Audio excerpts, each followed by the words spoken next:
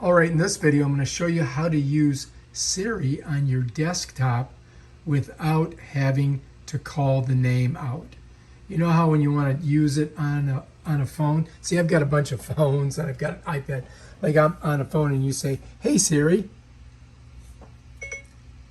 and then this comes up. Well, I'm going to show you a way to use it on the desktop without having to say, "Hey Siri."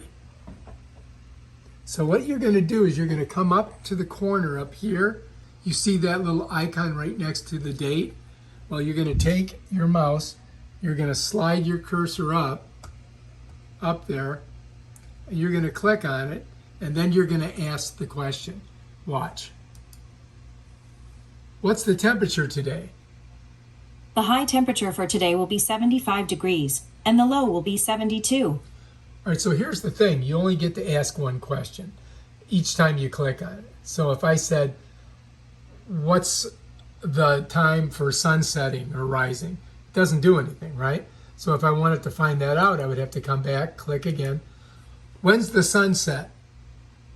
Sunset will be at 6:17 p.m. today.